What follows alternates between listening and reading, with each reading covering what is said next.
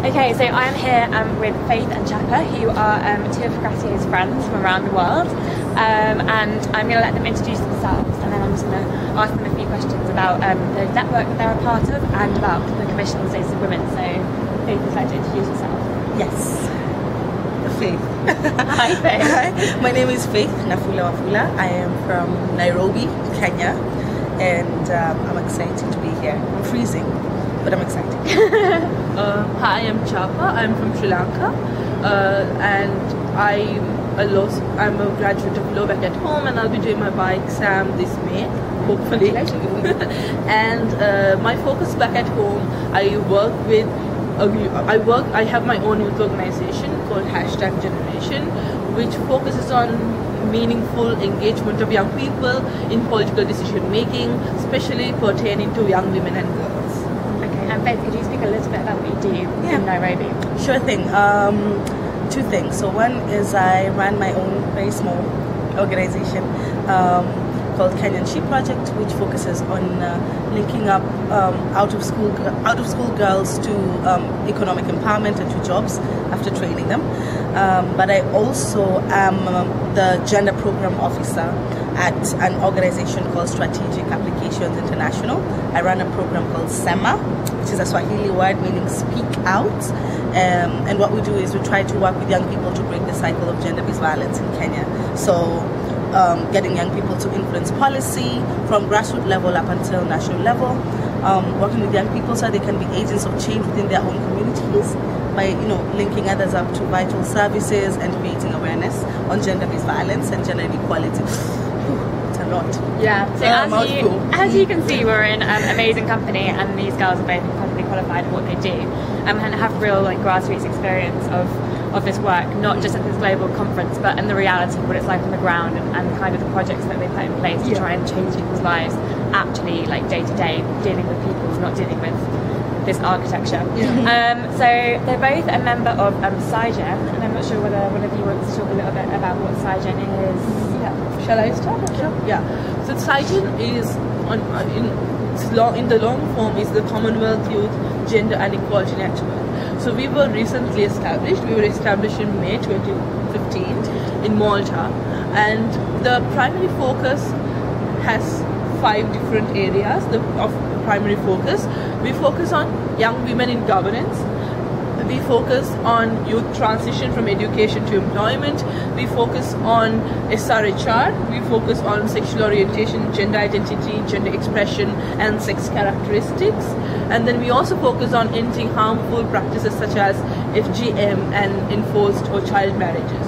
So the network comprises of 25 young experts in all these relevant areas. So even though the Commonwealth has 53 member states, we only have 25 young people, because we have been chosen based on our engagement in the ground and based on our expert level. So that's why I am representing the governance team back in the CYGEN, because my expertise with the Sri Lanka Youth Parliament and with the work that I'm doing with my organization right now focuses on political participation and decision-making processes, and Faith is more towards youth in transition. Yeah. So from education to employment, because of the project that I have with girls, linking them up to employment. Yeah. And with CYGEN, how often do you meet? How does the group communicate with each other? Yes. And kind of what are your big ideas for change, I suppose? Okay, so the network has an executive committee, which comprises of one elected member from each group. So the executive committee, just 5 people. Yes, just 5 people, and then we also have a representative from the Royal Commonwealth Society, and we also have elected a coordinator for the network from among the young people in the network itself. So the basic communication structure is that if the executive committee has an idea or whatever, we first discuss it among the group itself, and then we also communicate it to the network, get their inputs, re-strategize if we want, and whatever. And if a member of the network also wants to initiate something and has an idea, then he or she can also once again reach out to the executive committee, give that idea, and then after that we bring that to the network again, you know, and then we get comments, inputs, and we go forward with that. So it's very like consultative process. Very consultative. The only purpose why we have an executive committee is ease of access. Yeah. So that, for example, instead of one person having to talk to 25 people. Yeah, it's just logistical. Yes. So I'm the executive committee member representing the governance team. So what I do is that when such a decision is being made, I can easily talk to our representatives, our group members. You know, it's just 5 members versus 25 members. So that's the communication structure. But you would like to talk about what you like to do? We rely, and I think I can't really add much to all that she's explained. She's really got everything into it. But we also work very heavily on the online space. Okay. Of course, because we're from very diverse, far off regions. So we work 100% online. And when there's conferences like this conference, the CSW that's going on, or the Women's Forum and CYGEN that happened in Malta last year, that's where we get members. Sorry, bless you. That's where we get members of the network to meet up and represent the network in all our thematic areas, and to essentially try and influence policy within all these different spaces, with a youth perspective. Yeah, so CYGEN can kind of almost come up with one kind of, this is what we're going to push for, and then it can really work together to make that happen. Yeah. For example, we would never endorse anything in the network without consulting all our members. Yeah. And we have this collective voice of, we have a collective young feminist voice. So that's our entire thing, because we understand that Commonwealth in all its diversity have different priorities, have different necessities, but we function as this collective young feminist voice which advocates for gender responsive policies and gender equality and equity, and especially in the lens of young people, because within the Commonwealth, because of our cultural, because even though we are diverse in many ways, underlying we have similar cultural things. So if you hear me and Faith talking, we always like, same in my country, same in my country. So that we always have these similar things going, right? So we kind of seek unity through that, because in our countries, in our decision-making processes, young people are taken as very tokenistic kind of representations, like displays, So what happens is that what we try to do is to have that meaningful dialogue and try to encourage more youth participation. Not only us, but we try to convince them, no, you need to have more young people in your processes. Fantastic. Yeah. Okay, so that was really comprehensive, and I think hopefully everybody watching will understand a little bit more about what CYGEN is, and you can look it up online. I will link it in the video as well, so you can find out more. So we're going to move on really quickly and just speak a little bit about your inspirations and why you do this work, why you got involved in gender equality and the fight for gender equality. Well, for me, it's my mother runs a project that focuses on rescuing children, abused children, and so growing up, I saw her rescue, especially the girls, and one of the things that affected all the girls was that they were abused, or it was based on some form of iniquity. They couldn't go to school and the only mistake or the only error seemed to be the fact that they were girls. So for me, that formed a large part of my thinking at a very young age, and then I decided I wanted to study law and create an impact, but then also there is my viewpoint, because I'm also a survivor of gender-based violence, and so that viewpoint, in terms of like me wanting to be the change that I want to see in my community, in my country, and in the world, brought me here to where I am today. And I honestly can never see myself doing anything else. Yeah, that's so good. Though, just be called to something and just be, this is my exactly my issue. And for you as well. Yeah. So for me, I think what got me really interested is my legal education. Because Sri Lanka's universities, like when I entered my university, I saw that over 80% of my batch consists of women. But in the practice, women are like nowhere. Why? Because culturally they are taught, it's immoral for a woman to go to courts and practice. A woman should only be seen, not to be heard. So like most of these, extremely talented female lawyers end up at home just doing notary work. They don't appear in the courts, which is something that we strive to do. That's what we are trained to do. So So when I entered university, I had this lecturer who did the first training, and he said that, law is about life.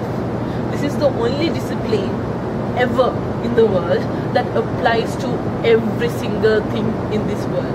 So be it medicine, be it electronics, be it hotels, be it whatever, there's law underlying that. Everything has a legal policy, everything needs reform. The economy, society, politics, everything has law underlying it. So this made me understand that I am in a particular discipline which can not only regulate societies but also facilitate societies for development. Because law is only currently used by governments as a tool to regulate and say you should not do this. But instead, I believe that law can be used as a tool of empowerment, to mobilize change, to empower, to generate and encourage expression, and to generate a lot of change in the society through facilitating that. So that understanding made me very curious as to how I can get engaged. So through the National Youth Services Council in my country, I had the opportunity to start off as a minister for the Sri Lanka Youth Parliament. I was elected, and after that, I think that's how my journey actually started. Amazing. So it's that thing that we talk about so much of people need to understand their rights to have their rights. Yeah, exactly. And you can't, I had this quote earlier today in one of the meetings that I was at, and it was you won't know that you're being exploited if there's nobody there to tell you you're being exploited. Yeah. And it sounds crazy, and I had to run it over in my mind because I'm like, what are you talking about? But of course, because if you have nothing, you have no outside perspective and you have no awareness of your rights and things that are kind of belong to you as an individual. Whatever happens to you is right. Exactly. Yeah. Yesterday I was at an FGM event, and this lady was talking about she's an ambassador against FGM right now, and she's also a psychologist, very well established. But she went through FGM, and she did not know she'd been violated until the time came when she went to see the OBGYN, and she was told, so she had to understand that she'd been violated. She had no idea. She didn't know. She just thought, this happens to girls. So that is very true. People need to have an understanding. Yeah, absolutely. Because in our cultures, we have women being beaten by husbands, and they think it's perfectly all right. That the husband has the right to beat the husband. So we've spoken a little bit already about why CSW is so important just in this conversation, because you've already just highlighted different things that we've heard and the way that it just kind of makes our mind make these connections in this global space. We can shrink it down, we can make it context specific, and we can think about it. But just a little bit about why you're at CSW this year, and what's inspiring you about it, and what have you found that's useful in this conference. Go first. Okay, so we are at CSW this year as a network to incorporate that young feminist approach, also representing the needs and the priorities of the Commonwealth. Because most of the things that Faith and I collectively attended, and also attended separately, when we sat down every night or every morning to discuss the experiences, we felt that development is looked in the lens of developed countries, not as the grassroots level community in a third world developing country demands. So we come from two countries with developing economies, with a lot of social and political problems. So we understood that there is an essential problem. So it is this essential problem that the network CYGEN is trying to create awareness of. That's why even in whatever we do, we try to highlight the Commonwealth youth priorities in the statements, in the declarations, so that it's reflective of young people as a whole, as opposed to particular communities. What inspires me as a person here, in my individual capacity, is the knowledge.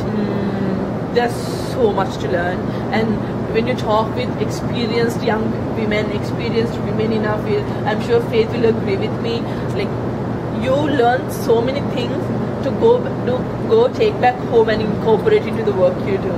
So that's what inspires me. Yeah, I mean, she's again covered it all, but also Chappa, you're too good. You're too good. Aren't you always? Oh my goodness. So we also another thing is we're trying to bring in an intergenerational discussion.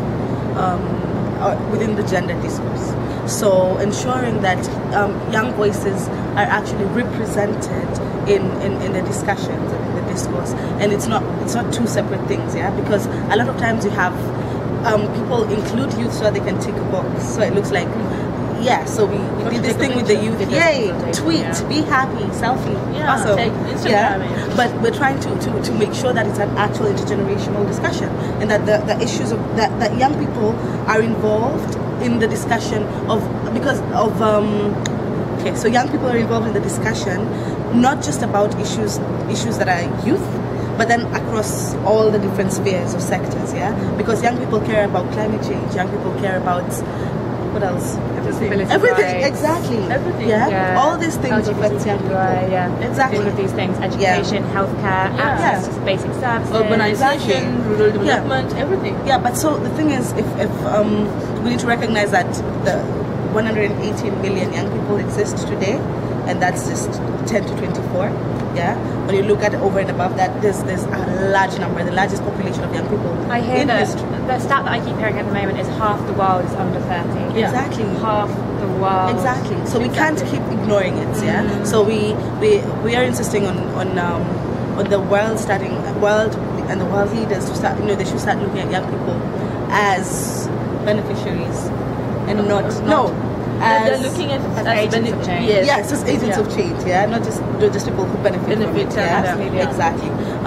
And what inspires me about CSW, what I loved, I think, was, of course, what Chappa said. I've learned so much. Yeah, all the different side events, everything was just a different approach. So much going on.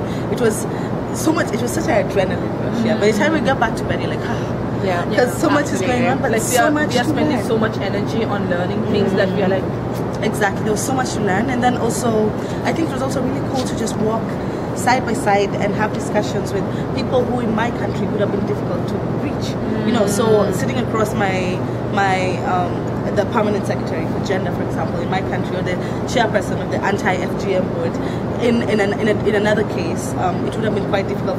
She'd be sitting on that other side of the table, as opposed to having a discussion with me. So being being on a panel with like the director of equality now, I think the CSW also gives people an opportunity to exchange best practices, but then also breaks down that barrier of I am up here, you're down there. I mean, I met our Secretary of State for International Development, who is like, big dog in my country, and normally I would be like, so like not terrified, but just so aware of the kind of the norm and the practice of like I should really be approaching her. I'm just a campaigner for an organisation, but then I'm here and she's here, and we're both in this global space. And so actually, let's have a conversation. Why not? I mean, like yesterday, I attended the Sri Lankan side event on women in post-war reconciliation, and I had the chairman of the National Committee of Women asking me for my card, which does not happen if we were in Sri Lanka. It's so true. I think it creates that level of equal platform. Exactly. It's like we're all here. Exactly. We've all we've all made it here. So let's work together now that we've got here. And just all the different cultures represented. I have seen so many cool outfits, man. Yeah. Like Kenyan, cool people like but it's all the different cultures that have been represented. These guys have a little like girl mans going on, not romance. It's because of sister man. We've been stuck together in CSW. Oh my goodness. But okay. Thank you so much, basically, for your time, and I think this is probably going to be the last video that I'll do. So thank you so much to for joining me for the last one. I've been filming all week. I hope you really enjoyed the series. And if you have any questions for either of them, or like I say, you want to know more about CYGEN, we can put you in touch. Thank you. Peace.